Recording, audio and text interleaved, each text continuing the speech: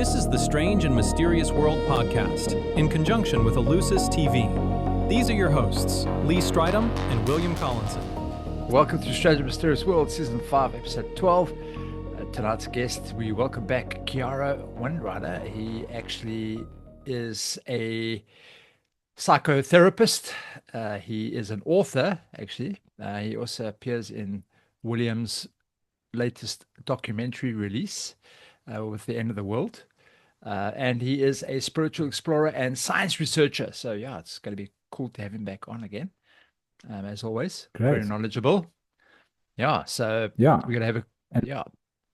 And we're also going to talk about all of the end of the world kind of things that that are affecting us right now, like with the magnetic pole shifts, with the magnetic field decreasing around the Earth at the moment.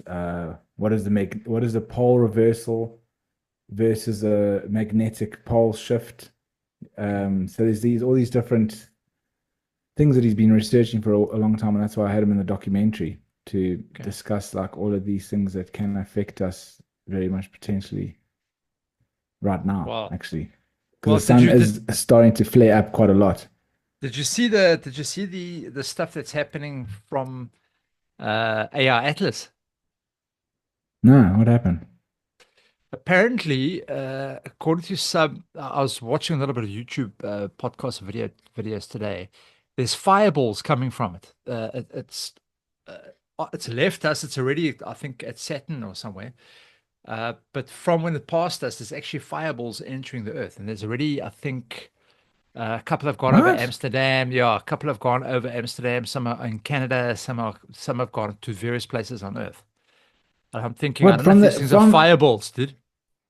Wait, from that asteroid or whatever they thought it was that was coming Through our Atlas. But I thought that passed like ages ago. Like it was That's gone. gone. That's gone. But whatever it discharged from it while it was still in our space is now entering into our atmosphere. Jeez, that's interesting. Very, very I wish we could get RB Loeb on again to talk about that. No, fuck that. I'd be like, Okay, cool. But anyway, so Kiara's in my podcast. I mean, not my podcast, in my documentary. And just about Elucis TV, before we continue, I just want to quickly mention my streaming platform, Elucis TV. It's where I release my documentaries exploring the kinds of topics we talk about on this podcast: ancient mysteries, consciousness, spiritual traditions, and the deeper questions about reality. My newest documentary on the platform is called The End of the World, but it's not about the Hollywood apocalypse. It explores the ancient ideas that humanity moves through vast cycles of time known as the Yuga cycles, and asked whether we might be approaching the end of one of those great ages right now. So here's the trailer. War is peace, greed is God. The end of the world as we know it has been unfolding before us for a couple of decades. Human civilization moves in cycles. A great tribulation will come. One of the signs of the end times is that people are going to be rebellious. They're going to be lawless. The increase of wars will be drastic. Nation is going to rise against nation. There's going to be this battle of Armageddon. I think that we are coming towards the end. As with any substantial change, it's tumultuous. Men have become more and more enmeshed in material pursuits. There are people who learned how to manifest a lot of power, a lot of wealth, who has a vested interest in keeping humanity trapped. The light of the spirit has been getting fainter. We do not know the difference between what is the truth and what is not the truth anymore. It seems very clear that the end-time prophecies are telling us about the passage of our Earth through a swarm of comets and meteors, which brings about widespread destruction and thereby fulfills the events mentioned in the various prophecies. End of this age is near, and we need to prepare for the new age that is on the way.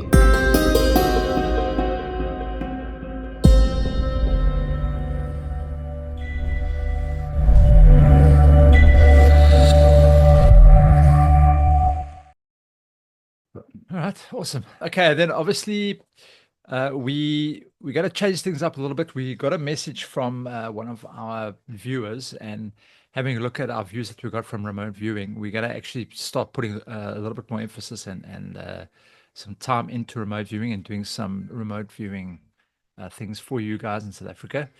The lady Marilise, she's one of our new subscribers, and thank you, Marilise, for the message for the remote viewing. And yes, we'll definitely start doing it once a month at least. We'll start doing that for you guys.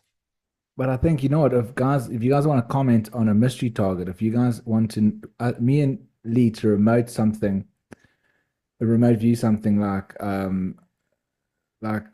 what is that island where they bury the treasure, or the pyramids, or AI Atlas, or whatever you want us to remote view that's like you want to know questions about. Just don't tell us what it is. Just give us the number, and like obviously meditate on what it is and connect it to the number by just your intention, and then send us the number and we'll remote view it. And I think that'll be quite fun and see what we come up with. Yeah. Also, just be very mindful that the number that you give must be 4 dash and then 4. So 4 numbers dash 4. Then there must be on top of each other. So the 4 numbers on top with a dash and then 4 numbers underneath. Okay. And the numbers, if you've got something in mind like Epstein Island or whatever, okay. Not Epstein Island. I was talking about do that, but just I'm just saying. Treasure. I'm just saying. I don't want to remote view that island. So Jeepers. Make sure that you've got a picture of it and you meditate on it, and that you associate those numbers to that picture, so that it goes on to the matrix. It goes into the subconscious realm, the astral realm. So it goes there so we can pick it up. You have to meditate. It's very, very important that gets done. Otherwise, we're not going to remote view properly. So yeah, but cool. Just 5 minutes or something. But I was talking about that island where they found all that treasure. There's a TV series about it. Yes, I know. I just mentioned Epstein. Okay, cool. Well, anyway, here is Kiara. Awesome. Bring him in. Hey guys. Hey Kiara, how are you? How's it going? How's it going? Hey, Kiara. You look like 10 years younger. What happened? Is it sitting in that dark you've just sat in a dark room for a month. So it worked. It made you younger. And you got like your hair's nice. It looks like you're going for a business meeting. Yeah. There's this process, and it's an ancient Ayurvedic process called Kayakalpa. And so these old yogis, back in the old days, they would go into the mountains, meditate in their caves. And then every 70, 80 years, they'd come down, go through this darkness retreat. They called it Kayakalpa, which means rejuvenation of the body. So it's darkness and certain herbs and this alchemical gold. And they'd come out looking like they were 30 years old. Well, sure. It worked. I mean, we weren't even going to have you on the show about this, but it worked. Because I remember you saying a while ago, and I only remembered when I saw you now, that you were going to go and sit in the darkness for like a month. Right. And so you did it, but look at you, man. It looks like you even grew like more hair in your head. It's amazing. So tell us the process. What happened? Well, you caught me on a good day. Don't be so modest. Well, you're looking good. Thanks, man. But tell us what happened with you sitting in the dark for a month. Well, my main focus was working with the supramental light that Sri Aurobindo and the mother speak about, and what they're actively doing in their work. So this is like the light of truth consciousness, beyond form, beyond creation, beyond space and time. But their job was and what they saw is that this particular frequency was meant to come all the way into the deepest, darkest realms of matter, which includes our physical bodies, into the cellular consciousness, into the cellular intelligence. So that was my focus for the retreat, and it's something I've been focusing on for quite a while, and I've been writing about. The whole ESA series is about that.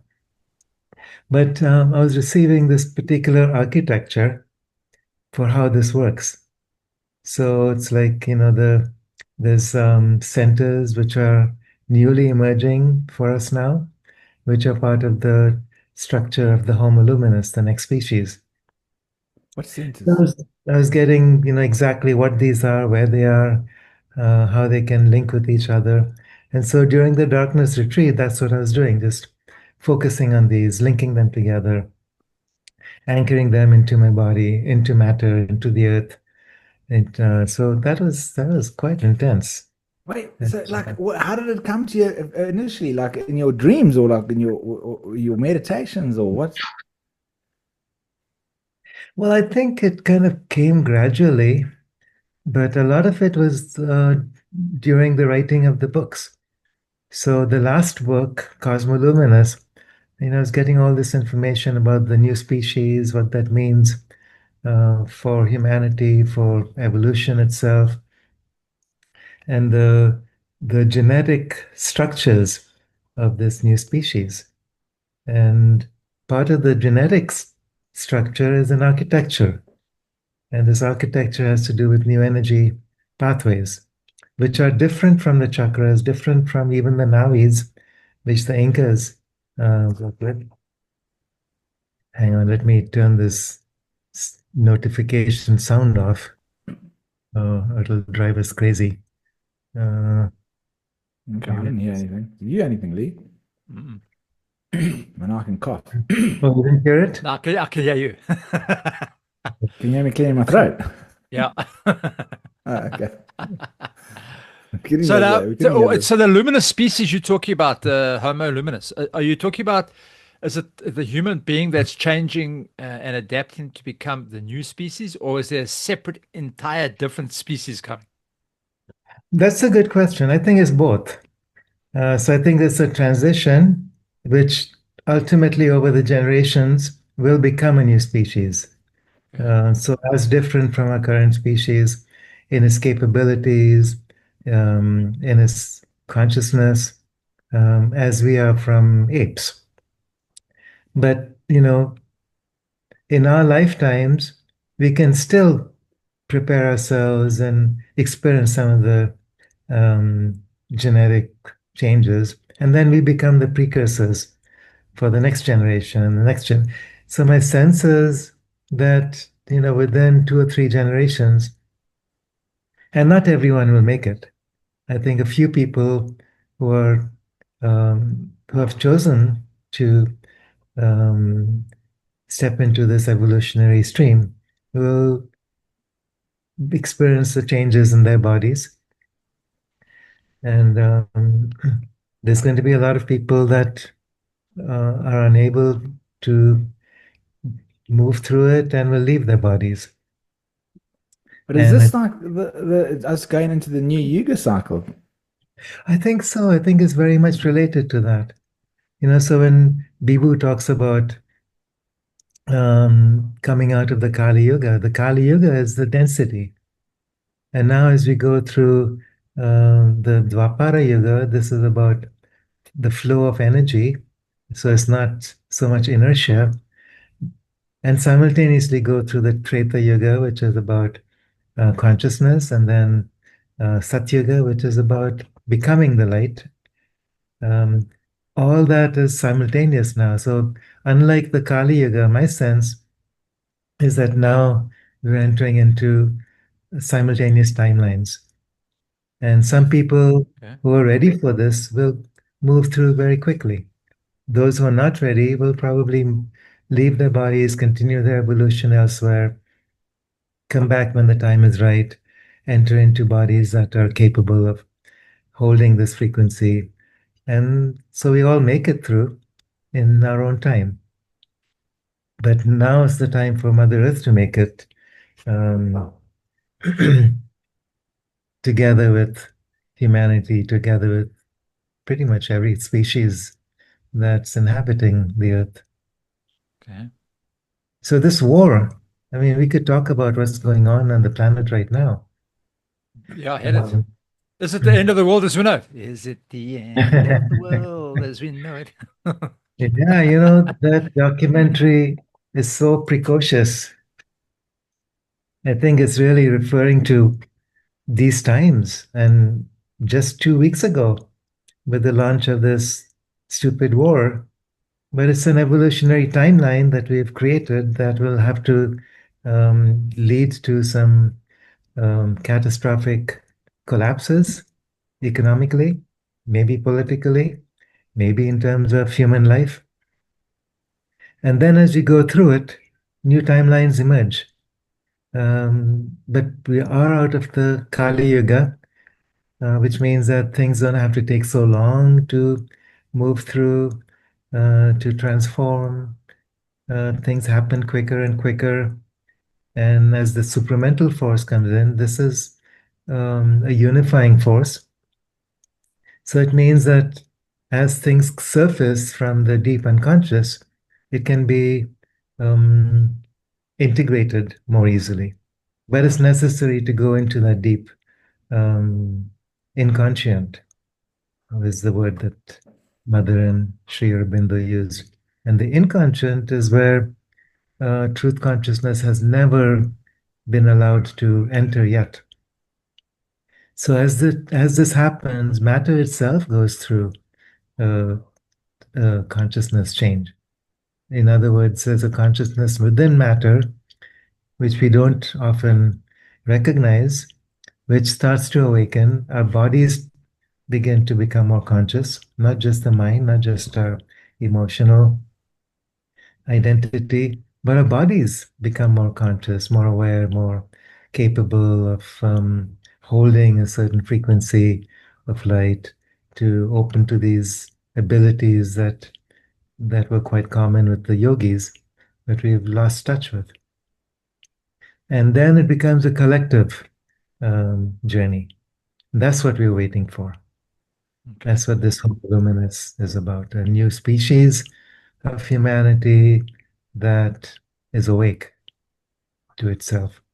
Kiara, do you think this war that's currently going on now, do you think it's a necessity? Do you think it's something that had to kickstart off something? Otherwise, we kind of just we kind of go on the same line, and it's like a very, very boring kind of timeline. Something had to kick in to get something started. I think not like timeline, but does. But I see what you say. Can you hear me? So I see it's like a catalyst to get us evolving into our next evolution. Right. Yeah, and we would have done it anyway, but like you said, this is a Kickstarter. It gets us. It's a catalyst for moving quickly rather than over eons, over generations. It's like evolution works through crisis.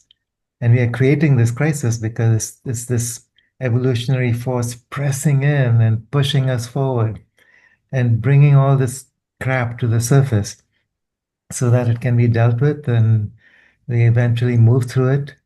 And, it's not going to be easy.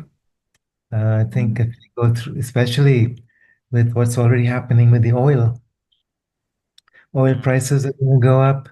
Who knows what's going to result from that? It's going to affect all our technologies, all our transport systems, all our power systems. It's certainly going to affect our banking systems, the stock market, which all may be a good thing. I think it is, because we need to move away from fossil fuels. We need to get into something that's more sustainable and cleaner. Exactly. And we need to get away from the banking system, which is all about fiat currency and the Rothschild banking Ponzi scam. Yeah. But I mean, like as you said, that we're going through this era and it's bringing up all these emotions, because I know like some very well-respected gurus and holy people are saying that these last few years, like whatever you are going through internally is going to be amplified like 20-fold. And so if you're like at a very peaceful, in a loving state, you will feel even more love and inner peace. If you're in an a fear-based state, you're going to feel more fear. If you're in an anger-based state, you're going to feel more. And I certainly have felt it in the last, especially the last 3 years. It's like it's really ramped up, and I've been like my fear and everything. So like all of these nations, whoever, all of that tension, and that really has it's shown it all over the world. I mean, all the political things, all of that stuff that's been in them, what they've been, and that's why all of these wars are happening. So it's a pity that we haven't all been working on ourselves, and we're in a state of bliss, because then we could have all just been we would have just been really helping each other even more. But we went, yeah. Well, the other side of it is that 20 years ago, if we'd have arrived at this state, we'd be dead, every single one. We'd be in a nuclear war already. It's because our consciousness has shifted enough collectively that we can avoid that particular timeline. So we can't see how far we've come already because we don't have that perspective. But my sense is we're already in a very different space than we would have been in the Kali Yuga. It's very interesting, when when I read Bibu's book, and he had calculated the end of the Kali Yuga was in 2025, and that's extremely controversial. I mean, if you talk to like anybody that thinks they're so knowledgeable about that, they tell you that's impossible. It's like it's a millions of years, it's hundreds of thousands of years, whatever. But his book, I mean, it's very convincing how he lined up everything, and how he got the research, and where he got the data, and how he compared it to Mayans, to the ancient Greeks, to Egyptian, all of their Yuga, even to Christianity's Yuga cycle kind of thing, which is called the Statue of David. And he came across this date. But then when I spoke to you, you also felt that was the end of the Kali Yuga, which is also so interesting. So how did you figure it was the end of the Kali Yuga last year? Yeah. Well, actually, I wouldn't have been able to come up with a date for the end of the Kali Yuga, but there's all kind of astrological cycles. There's the galactic superwave coming in, the solar cycles that are moving through transitional phase. There's the magnetic reversal cycle or excursion cycle on Earth, and all this is measurable. So you can see the changes, the graph of the magnetic field collapse on Earth. You can see how the poles are shifting to a new location. You can measure the entry of the galactic superwave as it passes through other star systems along the way.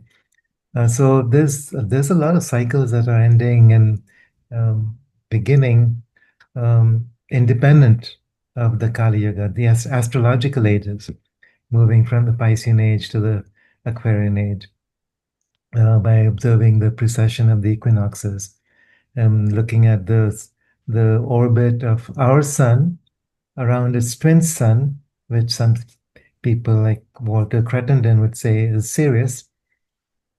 And these suns together, as they move through the Milky Way galaxy around the central star, is what creates the Yuga cycle. So when our sun is closer to the galactic center, we're in the age of light.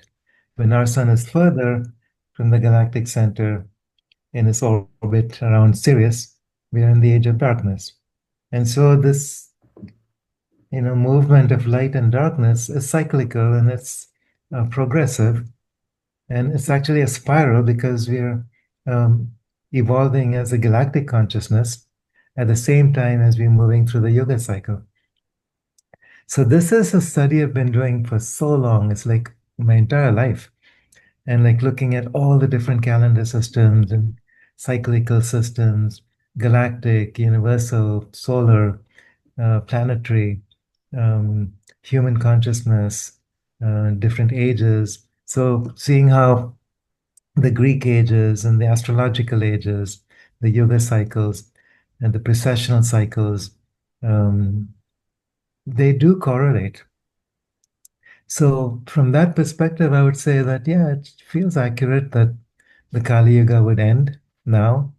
And if someone said it ends in 2027, all right, fine, that's also okay. So it's the general time period. I am fascinated by Bibu's research on this. So, there's no reason to believe it's not true. But I know there's other people like Yogananda said that the Kali Yuga ended some 70 years ago. Yeah. Other people have different time systems. So it's fine. I think it's a phase, it's a time, it's a general time period, not a specific date necessarily. And it's also our consciousness. We determine through our collective intentions and choices exactly when this shift takes place. And this shift can take place on many different timelines, not just one. Well, saying that, Kiara, there was something that kind of came to my attention quite recently. You know, CERN. That's that CERN, Hydrogen yes. Collider, CERN. Yeah. Yeah. There's some theories actually by the prominent scientists that are there that have reckoned that somehow we have changed our timeline. Somehow something's gone wrong and things have changed, and this kind of explains something that Mandela effect that a lot of people talk about, where we're remembering things. A lot of people are remembering things very differently from what other people are remembering, and we've all remembering the same thing. It's not like one or two. It's like a lot of people are remembering different things, and they're saying that when CERN kicked off, I think it was in 2012, I think, if I can remember, when it started doing something happened there. And it's actually changed our timeline. It's changed where we are So now. it wasn't to Mandela, it supposed to was be. CERN. Yeah, the Mandela Effect. Yeah. Mandela Effect, correct. Yeah. Yeah, I know what you're talking about. And I think I don't know if it's, people have been talking about timeline shifts for a long time. Yeah. The Aboriginal people have been speaking about this, and I think it was December 2000. They spoke about the magic box, where there was a Pleiadian artifact buried beneath Uluru, which was given to the Aboriginal people to safeguard. And if enough people were able to come together with a unified consciousness at that particular time, and if the collective consciousness was ready, this would then ripple across human consciousness and across different dimensions of the universe and create a new timeline. Now, they believe that this actually happened. So this would have been in 2000, 2000 or 2000, sorry, 2020 or 2021, somewhere in that range. Okay. So yeah, maybe that's when we shifted, and maybe there's more than two timelines. Maybe there's 3 or 4 or 5, depending. We are living in so-called third dimensional reality. Maybe there's a fourth dimensional reality, a fifth dimensional reality. All these are different timelines. And maybe it's possible that we're shifting back and forth across these timelines until we collectively fix and choose one or the other. And maybe there's groupings of people who then choose, all right, this is our timeline, this is, so maybe those people experience sort of a rapture where they experience that somehow there's a shift in the earth consciousness, like a splitting. Somehow that's what the Mandela effect is about, where people experience it differently, where groups of people experience it in the same way, and other groups of people experience in a totally different way. Some people may experience a reality where it's abundance, beauty, harmony, love, natural forms and sources of energy. Whereas other groupings of people might experience war and chaos and earth changes and destruction. So I'm not quite So sure. we're on the wrong timeline. But I think about this magnetic reversal that we're talking about. This may be the trigger for creating the split between these timelines. And if the scientists that I've been following are accurate on this, this could happen anytime between now and 2030. Oh, really? Jeez. Wow. That's quite a So big you- thing, though. Yeah, that would be enormous. So we better get onto Adha Siddhasana and start meditating. The Christians also get on your knees and start praying. But just but you mentioned in the documentary, well, actually I don't even know if it made it into the documentary, but when I was interviewing you, you spoke about the Hopi timeline, the Hopi. Can you just tell us about the Hopi timeline? Yeah, this is in Prophecy Rock. I think there's hieroglyphs about two timelines, and one of them is with like there's a human without a head.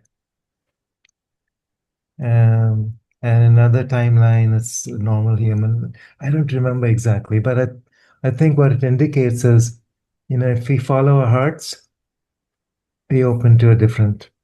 Yeah, because it shows on the rock. There's a line they've carved into the rock, and then the one line goes like this, and it goes straight and peaceful, and then at one point it just goes insane, like squiggly all over the place. And the elder said that there's a point where we're going to get to, where we're either going to go chaos or and you have to choose, or there is a choice, or I don't know if we actually even subconsciously know we're making a choice, whatever.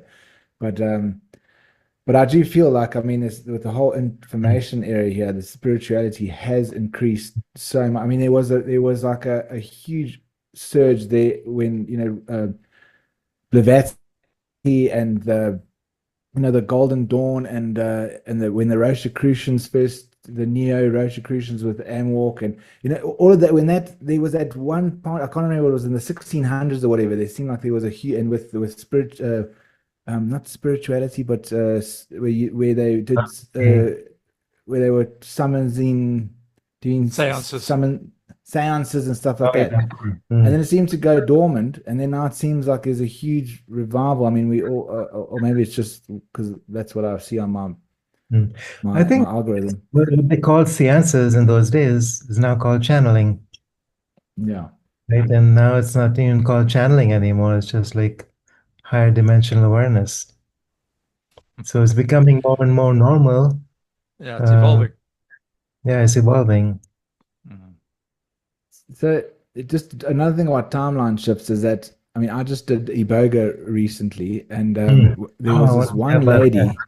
Yeah. We did a whole podcast. Like, I have to tell you when we get off here, I'll tell you, because I don't want to like bore our listeners with a whole other episode of what I went through.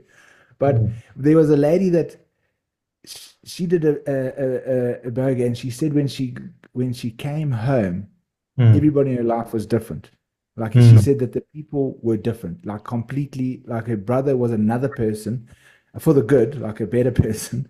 And her mother and her father and her husband and her children, they all were different. I mean, like you could argue that maybe, because you've changed so much, you see these people in a different light. I mean, it certainly did for me, because I saw my daughter's mother, which I've been having such a hard time with for many years. I saw her in a totally different light. I mean, positively, so positive. It was profound. I mean, I came back thinking she, like it was amazing what I saw in her. I really, it was so much beneficial, that what it showed me. But but she said she totally, like, she didn't even tell me like it was a different timeline. I was just thinking instinctively, I was like, Jesus, sounds like you went into another timeline or something.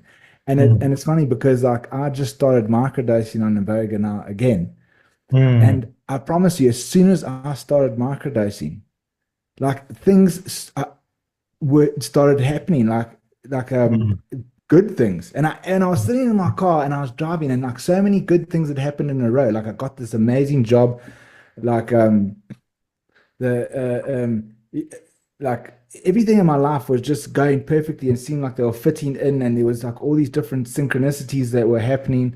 And I just was like, and I was feeling so positive and motivated, and I was like, there's a burger that I've just eaten this morning, or like the last 2 days, I must have changed the timeline. I'm on a different timeline. I could have sworn I was like on a different timeline. I was like, something's changed. But Yeah, you've got so over your that was quite blockages. interesting. Your blockages that you've had, Yeah, you've got over them. So your Yeah. fears kind of taken a back seat where you can now push through, and all things start yeah, happening. Or they call them miracles that start happening when you do certain things. So, Yeah. and And especially with that's part of it. iboga, I think iboga is not meant to um, specifically work with releasing your ego so that you can be more in touch with the soul. yeah, and And also, yeah, that, so, and I mean, all plant medicines do that, but especially ibogaine, I think. Mm. yeah, This is interesting to me because um, I was doing some research on the magnetic reversal, what happens during that particular moment. So, in the timeline of the Mayan people, we go through these 3 days of darkness, which is equivalent to a magnetic reversal. So, the magnetic reversal also takes place, the last phase of it, over a matter of hours or days. And what happens during this time is that the magnetic field um, collapses for a moment of time for these 3 days, which means that the koshas, the five bodies that signify our personal self, also begin to dissociate. So when those five bodies begin to discombobulate from each other, the soul essentially takes off. And then when the magnetic field realigns, the soul returns in a from a deeper understanding of his purpose, able to embody in a deeper way, more unified with structures and fields around us. So it's like, the sense of being lost and purposeless and disconnected falls away. And Let me imagine ask, if, let me ask you a yeah. question. Sorry, Kiara, just on that note where you're talking about the magnetic field change. If the magnetic field currently, say, is going at whatever anti-clockwise, whatever it's going at currently, and if it suddenly changes now, there's going to be a point where there's going to be zero gravity, because obviously now it has to switch over. So at the zero gravity point, would it not be a case of now everything breaks off from? I mean, we're going to start floating in the air and all, you know what I mean? Because I mean, that's what's keeping us no, on does Earth. that happen? I mean, That's what I'm asking. is, So that's why I'm asking, is that going to happen? Are we going to have cars flying up into the air, obviously with the loss Oh, of it's like, gravity, and then it's going to switch yeah. over again and it'll drop down again? Is that going to happen? Well, we're not talking about gravitational fields, but electrical and magnetic fields, which is totally different. Okay. So, So not gravity. no. And Okay. to relate this back to psychedelics, what happens with psychedelics is that the pineal gland is activated. So all the plant medicines are basically to activate the pineal gland so that you can move through the filters of reality and access your higher dimensional self, and then return with knowledge of that, with awareness of that. So the same exact thing happens when a person dies. So when your heart stops, the magnetic field around the heart also collapses, which then releases DMT in the pineal gland, which then allows the soul to exit. So the same thing happens with psychedelics, and the same thing happens when the magnetic field of the earth reverses. The only difference in this case is that when the magnetic field reverses, it affects every single person on the planet, every single mammal. so we're going to be all tripping balls together. Exactly. Imagine a single human on this Be like, earth. oh, Jimmy, look at your face. It's got all these colors and the thing. And it's like, yeah, look at it. And everyone's just like walking out in the streets, like, what? I mean, that's when the Mandela effect, changes. It's like you are no longer the same person that you went across before. And reality itself is so fluid. Our minds create a reality. And when that framework of reality changes in our mental consciousness, it changes on the physical level as well. And I think we really don't understand deeply enough how this works. So during my darkness retreat, one of the things I was working on was this reality filter, which people refer to as the veil of Maya. And what is it? People refer to this as illusion, and it is, but it's a powerful illusion that we create in order to experience certain realities, and we can choose to release our identity with one particular veil and enter into a different reality or a different illusion, just like we move from one dream into another dream. So our reality is different in one dream or another dream. So what if we can do that collectively? I think that's what this timeline shift may be about. Oh, wow. Okay. So what have you seen that or researched that that you see that there's or believe that there's this magnetic reversal? So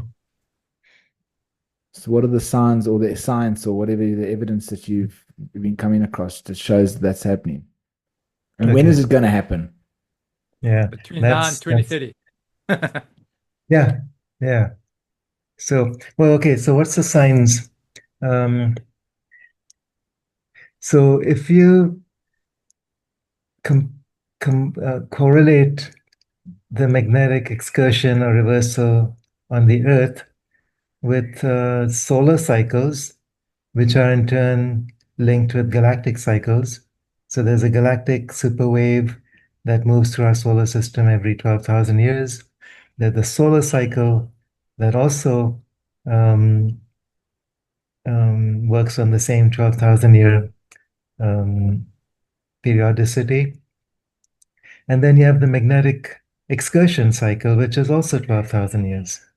And they all kind of trigger each other. Now, and that's the same time as a Yuga cycle. Exactly. So this is how we can measure. So we can't really track the Yuga cycle, accurately, but we can track the magnetic fields, how they fluctuate, how the polarity is moving from where it was in Canada to its new location in Siberia.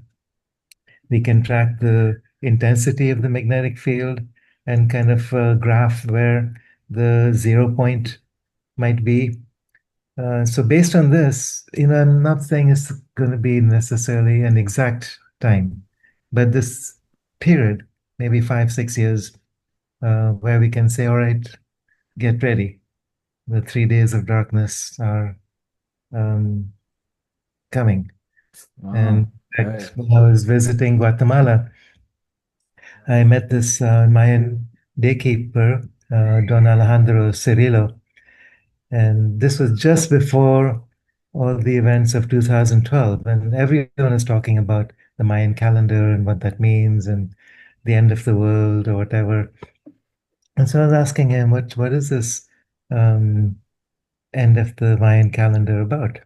And he said, just forget everything you've ever heard about that. That's not what our prophecy is about. That's just a bunch of Westerners who come in and think they know everything there is to know about our calendar and project it according to their calendar. But our prophecy is really about the 3 days of darkness. And then he said there's 13 indicators to signify when this time is close. We've already passed through 12 of them, so don't even, worry about that. The 13th prophecy is close, and then he went on to explain a little bit about that. And then he said, this is the prophecy that everyone has been awaiting. All the shamans, all the seers have been waiting for this for generations. It's nothing to be afraid of. But it will be so profound that most people will quake in their shoes because they don't have the perspective to be able to walk through it. Um, so people will go into fear, but not because it's a frightening event in itself, but because they don't know what it means, What's happening? don't know how to navigate through it. So that Yeah, sure. I knowledge mean, is important. yeah, I mean, because I mean, if you think about it, it was like having, I mean, the people that have a out of body experience for the first time, you know, they think they're dying, and it's like Yeah. totally terrifying. Or like even, I mean, a few times the mushrooms, I've taken mushrooms where I got to a state where I thought, gee, this is like, it's so scary. You know, Right. it's like imagine you've never had any out of body experience, never had any psychedelics, and you're just sitting there having your Yeah. breakfast one day, and the next Yeah. minute you are like, well, I don't know. It sounds like an iboga trip with mushrooms and and peyote Ayahuasca. and having out of body experience all at once, and your cornflakes. That must be wild. Yeah, yeah, yeah. And then it's like this conflict is becoming an entire universe. And the universe is now about to eat me up. In the universe in my mouth. Yeah, these that's And I am the so. universe. Yeah. Wow, so that's going to be quite cool. So, but then what's the difference between that and because I know Einstein said we are due for a pole shift. Or what is Einstein? Is that actually real that he said that? I know they've measured in rocks. They can Yeah. measure, but I think that's the gravitational shift, and they can see that the gravitational in rocks, it's pulled the metal at a certain direction or whatever, some mineral, and then it pulled it in another direction. But you can see it's over a vast amount of time. So they see there is, I don't know if that's a magnetic shift or like a pole shift or what it is, but that's actually science-based. And then Einstein said we are due for one soon. Yeah. Okay, so I can explain that. There's two kinds of magnetic shifts. One is what people call the actual magnetic reversal. And these take a long time. So the last recorded magnetic reversal was 780 years ago, or 780,000 years ago. Okay, Okay, geez, I was about to say in that's not between too okay. this, there's magnetic excursions where the magnetic polarities flip, and they stay flipped for maybe 200-300 years and then go back to their original positions.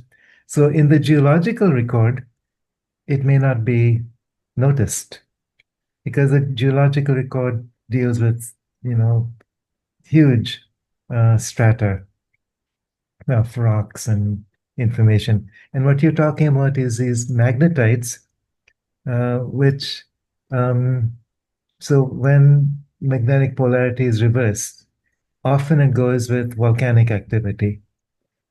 And then what happens when the lava solidifies, it repolarizes itself. The ion in the lava repolarizes itself according to the current magnetic direction.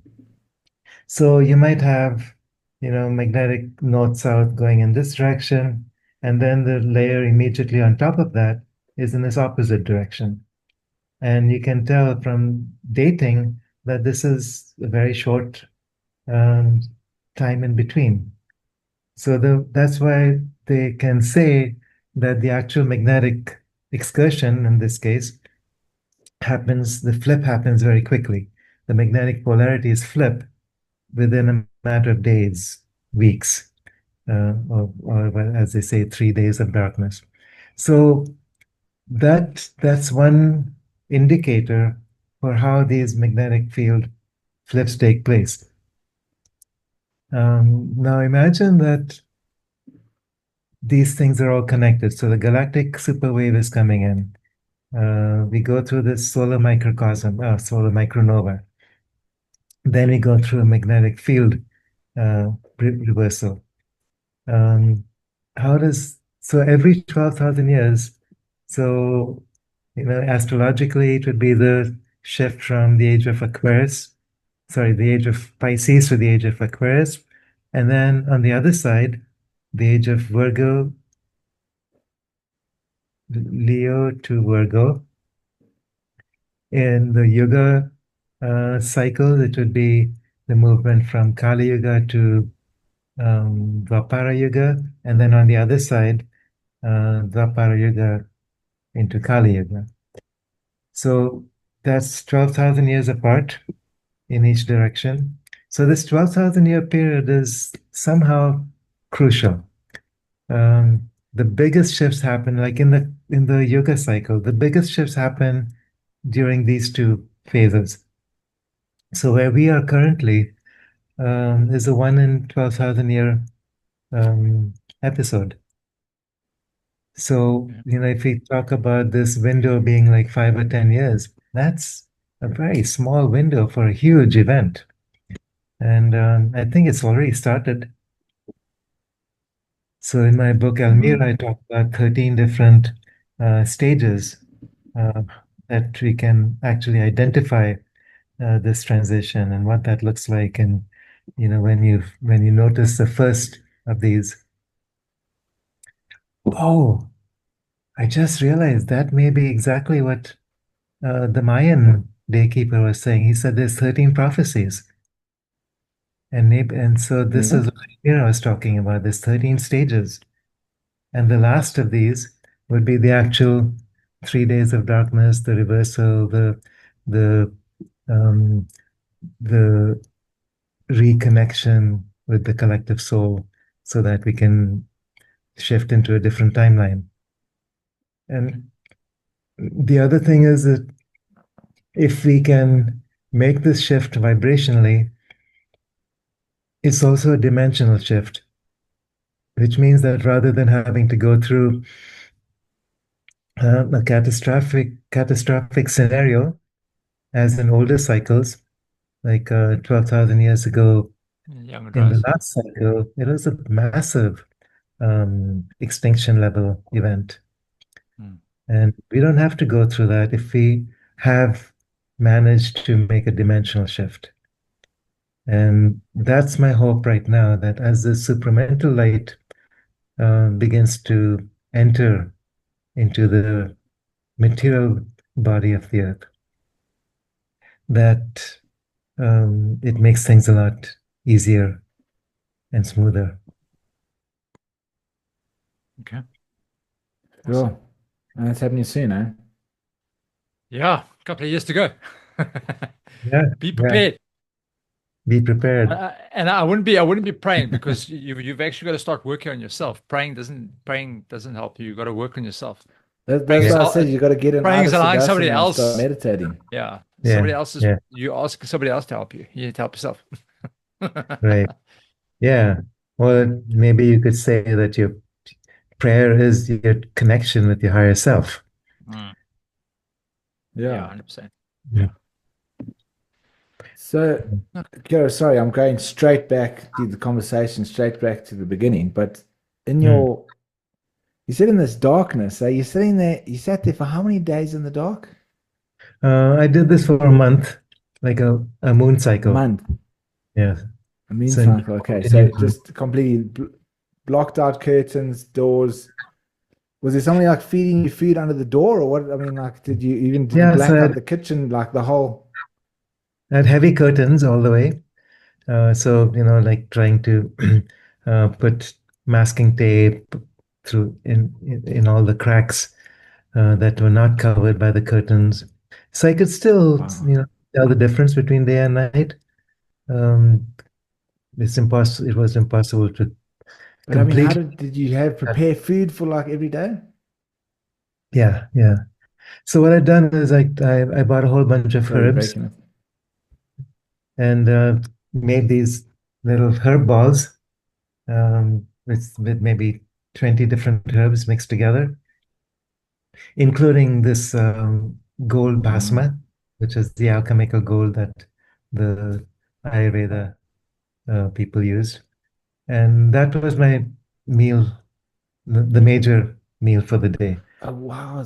And Okay, so then it's almost like a cleansing, like like a potato hack diet, or like the rice when you only eat rice for a month, so to clean your body, you get onto like a eating the same thing all the time.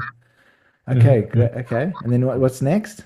Yeah. And then once a day, I'd have this meal of khichdi, which is like rice and lentils with frozen vegetables all mixed together. And I used a candle to see what I was doing and heat that up. Okay. Um, and that's it. So, and I didn't feel like eating very much. It was like there's so much going on in the body. And I was just like following that and just, and there were times Did you when, meditate or what? yeah, yeah. I mean, it was some meditation with vipassana, with working with the supramental architecture, but a lot of times it wasn't even intentional. It just happened.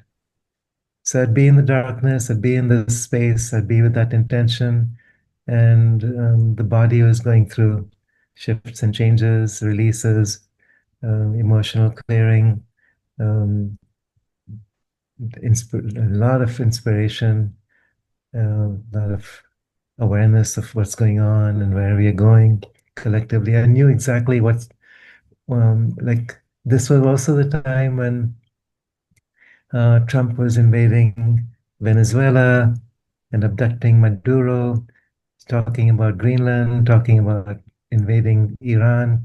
And all of that was like, I was sensing all this happening. Once in a while, I'd notice what was going on in the news. As, and then, just as I focused my intention in that direction, I noticed that things would change very quickly. So rather than going through a long, drawn out process lasting for months, things are over within a few days, within a few weeks. And I feel like that's going on right now with Iran. Whatever we're doing there, nobody knows what we're doing. Nobody knows what anyone is doing. Yeah, we don't know the truth. Either side of you on the whichever side of the propaganda machine you're on, it's like we don't know what the fuck's going on really. Like Yeah, but Yeah. there's also people all talking just about lies. Stargates. Mhm. So Stargates it's that same they old. found. Yeah, So they wanted this to get in. case in Iran. Mm. Say more about that. I'm curious. I know it was the same story with Iraq Yeah. that they Oh were yes, I starting. remember that. Yeah, the Yeah. Stargates. Apparently they found some Stargates. They found some uh, alien artifacts and stuff. So they've gone in. Mhm. They've did this specifically to go in and to go and get whatever the stuff is that's there. Hmm. Well, Wow. be ready. Now that is the alternative news. Yeah. Yeah. So, dude, I got to get on that YouTube channel, Lee. That sounds Michael, amazing. by the way, So, huh? Michael Sala has this news channel. Forget what it's called. I think it's just called Michael Sala. But he talks Yes. about these stargates and um, ETs and our contacts with them. And I know I think he lives in Cape Town or Johannesburg. I'm not sure exactly where. Okay. Have Does you he? ever Isn't he met him? Australian? I don't No, know. no, Mike. South Africa. Oh, you're Okay. talking Michael Tillinger. Michael Tillinger. No, no, I know Because him also. there's a Michael Stella that like an elderly guy, and there's Michael Tillinger. But anyway, Yeah, I'll this is check because Michael, yeah, I know Michael. yeah, Salla, Sala. Okay, yes, yes, Yeah. yes, yeah. He's also he's big into the Stargates and Yeah. that. But So you should interview him. both. Get hold of him. Yeah, maybe you should actually. That's a good idea. But then, okay, so Kiara, you're in the darkness, and now you say you started finding these new centers. Like, what are these new chakras, or what are these new centers, and how did you find them? How are you working with them? How did you even come to discover them? What do they do? Yeah, that's such a fascinating journey. It's like, okay, so This is like another hour podcast. it started with writing the books. Okay, so the series of books that followed the Isa story, and then Yes. Miran, and then Elmira, and then the last book, Cosmo Luminous, which is about Elmira speaking about Homo Luminous And then as I'm writing the book, I'm getting all this information. And then I look at it later and it's like, where did this come from? But here's the information. How can I work with it? And so I'm putting it together, I'm experimenting. So the chakras are an ascending system. So it's about Kundalini rising from the root up into the crown and unifying. And it's about your identity shifting into the self, the higher self. The Navis in the Inca system, which I was also experimenting with for many years, is about creating a bridge between above and below. So there's electrical currents connecting down through the body, and there's magnetic currents rising up from the earth. And where they meet and interact is where we create this expansion field. In the heart. Yeah. So starting here and then expanding circles. So then what I was receiving is that the supramental field is mostly this way, because now we're here not to escape or rise up above our current reality, but actually to bring higher consciousness into this current reality and transform it. That's our next evolutionary focus. And so I was working with, all right, what does that mean? So then I was reaching up, and so I'm not a seer. I don't see stuff. I don't hear stuff. But I can sense things, and I'm more like a map maker. I can see how things fit together, where exactly these centers are located, and just kind of sense the connection between them. So just mapping all that during the darkness, and then entering into those centers, seeing exactly what that meant. So, for instance, what I noticed was that there's 3 centers within the heart region. One of them is what we've known for a long time as the soul or the psychic being, and that's the mystic cave of the heart.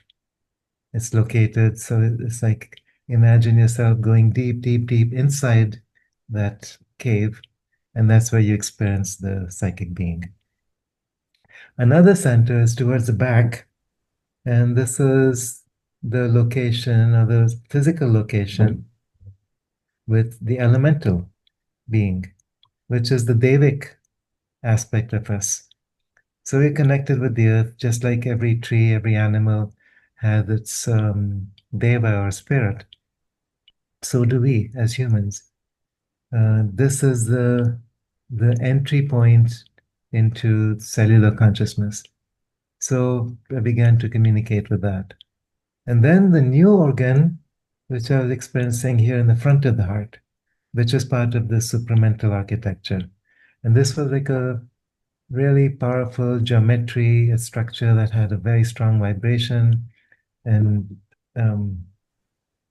field, and linked everything together. So, when the alchemists talk about as above, so below, as within, so without, this is the center of that activity. So from here, you're connecting all the way up into infinite source, all the way down through matter into infinite source, all the way in to infinite source, the Atman, and then all the way out spherically to experience yourself as the universe. So these are all different aspects of this new architecture. So it's more like, as I'm entering into this architecture, I'm experiencing myself in these other realities as a unified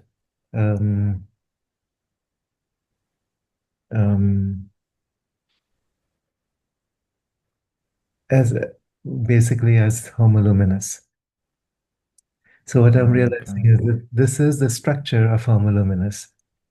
And we can begin to work with this architecture, which then allows the structure to embody into our own bodies and also out into the collective. The more of us that can work with these structures and embody them through the body into the earth, into the collective, this is part of how we can support the collective evolution. Wow. Well, it certainly worked, Kiara. I mean, you look like 20 years younger. Anybody listening to this, go look at a podcast like we did with Kiara like a year ago, and then look at this one, and you'll see that this works. So I think you got to give us a recipe of these herbs and this golden what's it? I almost said Viagra. What is it? It's the gold basma. Yes, gold. Yes. So it sounds expensive. It sounds like a very expensive diet, but we need the recipe. And so if you can't shut out all the curtains and everything, can you just like tape your eyelids shut?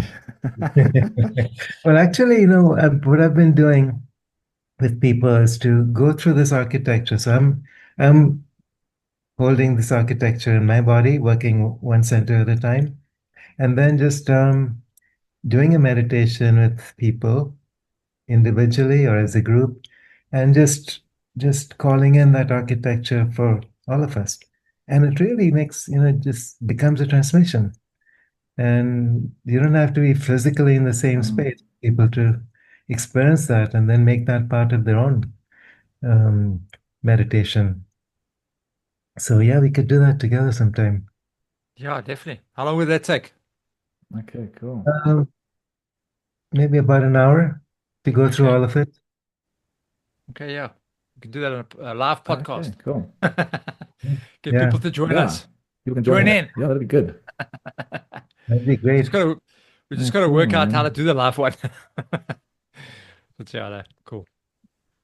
Yeah, Lee did a live one the last time. It was like 10 seconds. I think it's still up there. And it's 10 seconds of him just going like, fuck it, how does this thing work? What the fuck's going on here? Just swearing and fiddling.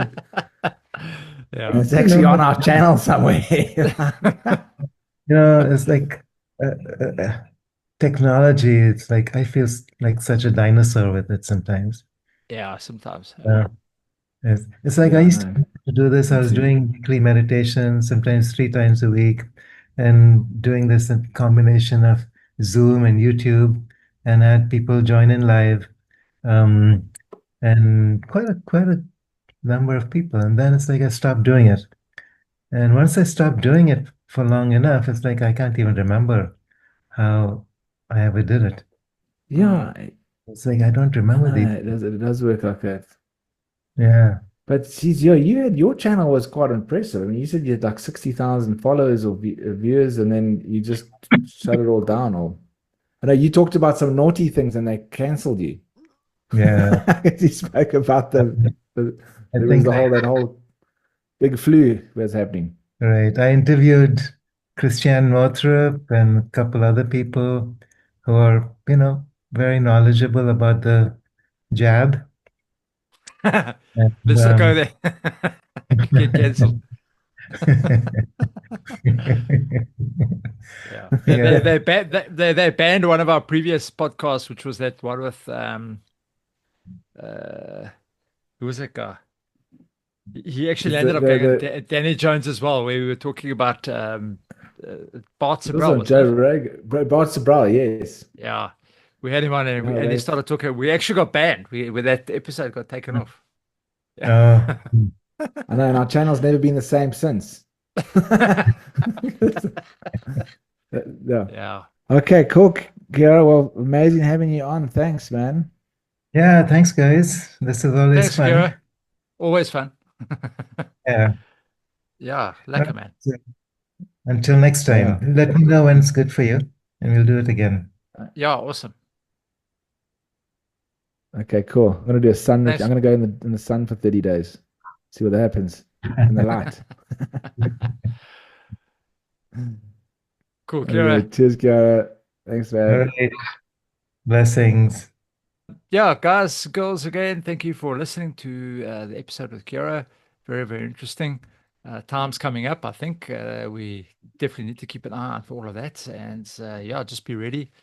Pass the message on to those that you love and your friends and family, just to be aware of what's coming. because it is coming. I've got that feeling as well. And yeah, otherwise we will spot you guys next week. Thanks everyone for listening. Thanks, Will. Cheers, Lee. Thanks, man.